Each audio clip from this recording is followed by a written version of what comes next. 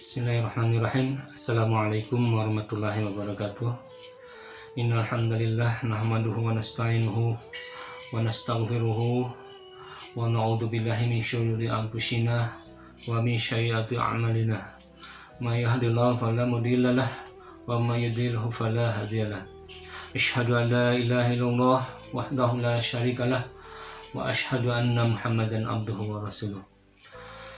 Dalam sebuah hadis Rasulullah Shallallahu Alaihi Wasallam bersabda yang artinya, betapa banyak orang yang berpuasa tapi tidak mendapat pahala apapun dari puasanya kecuali hanya lapar, dan betapa banyak orang yang salat malam, salat tarawih tetapi tidak mendapatkan apa-apa selain bergadang saja. Diriwayatkan oleh An-Nasai. Hadis tersebut begitu lugas mengingatkan kepada kita bahwa puasa bisa menjadi fitnah dan ancaman di akhirat kelak bila mana kita melaksanakannya tidak sesuai dengan aturan.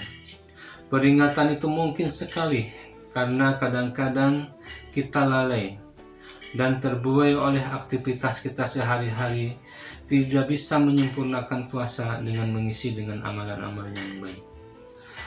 Rasanya menjadi penting bagi kita untuk mengetahui mengapa orang yang berpuasa bisa mendapatkan kecelakaan dan seakan-akan puasanya tidak bermakna. Setidaknya ada 4 kesalahan orang yang berpuasa yang bisa menyerumuskan mereka dalam dosa dan kehinaan dan menyebabkan kecelakaan. Yang pertama adalah mereka yang berpuasa tanpa keikhlasan. Sebagaimana Rasulullah SAW bersabda dalam hadis yang sangat terkenal, inna amalu biniyat, yaitu sesungguhnya setiap amal bergantung pada niatnya. Maka berpuasa tanpa keikhlasan, tanpa niat karena Allah akan menjadi sia-sia.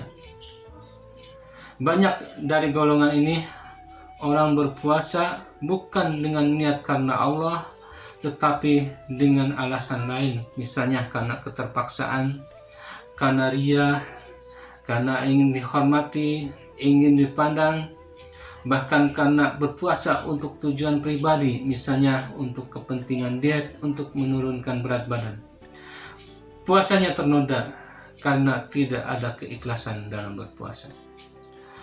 Kemudian golongan yang kedua adalah orang yang berpuasa yang tidak menggunakan ilmu, tidak mengetahui mana yang membatalkan, mana yang tidak membatalkan puasa, tidak mengetahui mana yang hak dan mana yang batil.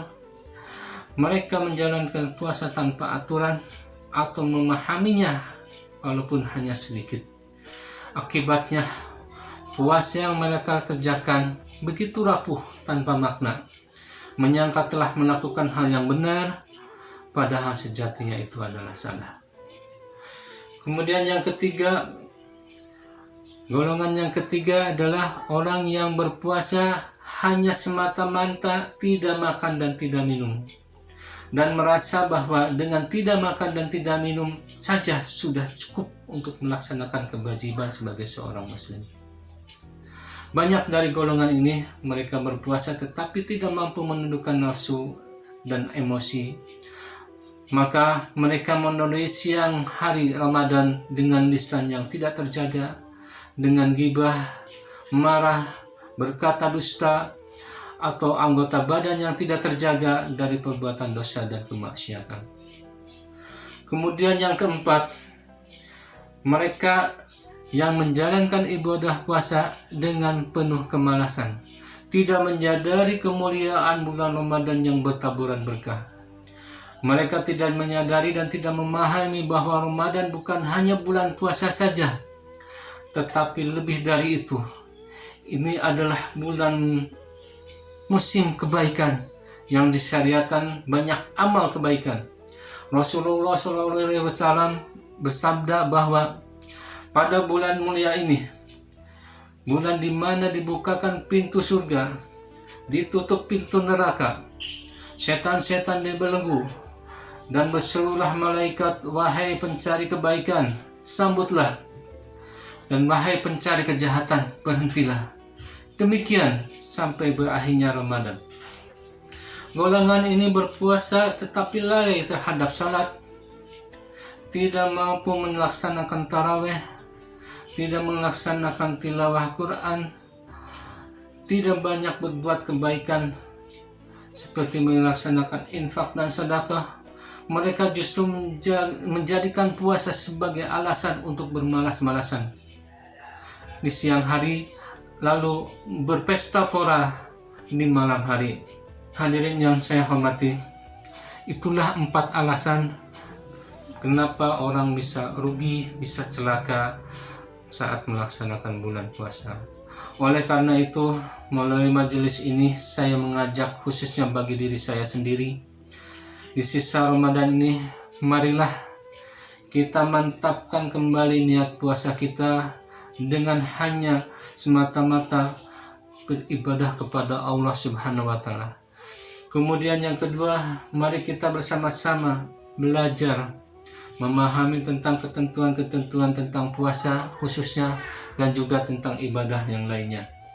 Kemudian yang ketiga, mari kita hindari dari perbuatan dosa dengan menjaga lisan kita, menjaga hati kita, mengendalikan hawa nafsu dan emosi, menjauhkan kita dari perbuatan maksiat. Dan keempat, mari kita isi puasa kita dengan aktivitas yang positif.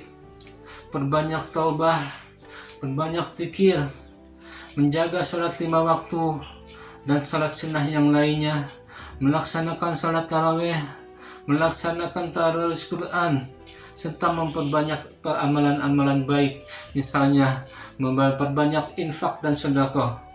Insya Allah dengan memperbanyak amalan tersebut, niscaya amal ibadah kita, Ramadan kita akan mendapatkan keberkahan dari Allah Subhanahu wa Ta'ala, dan Allah akan menggolongkan kita ke dalam golongan orang-orang yang beruntung, yang akan mendapatkan ampunan dari Allah Subhanahu wa Ta'ala. Wa'afu minkum wa billahi taufiq wal hidayah. Assalamualaikum warahmatullahi wabarakatuh.